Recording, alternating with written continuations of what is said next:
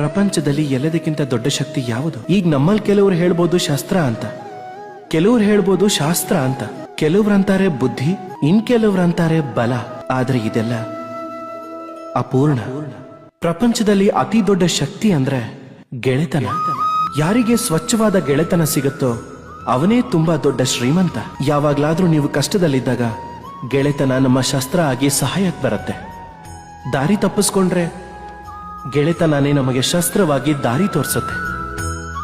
ಷಡ್ಯಂತ್ರದಲ್ಲಿ ಸಿಕ್ಕಾಕೊಂಡ್ರೆ ಅದೇ ಬುದ್ಧಿಯಾಗಿ ಬಚಾವ್ ಮಾಡುತ್ತೆ.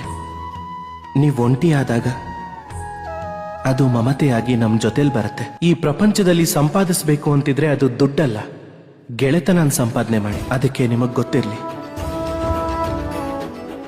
ನಿಮ್ಮ ಈ ಪ್ರಪಂಚದಲ್ಲಿ ಗೆಳೆತನ ಮಾಡ್ಕೊಳ್ಳೋದೇ ನಿಮ್ಮ ಅತಿ ದೊಡ್ಡ ದೌರ್ಬಲ್ಯ ಆದ್ರೆ ಆಗ ನೀವೇ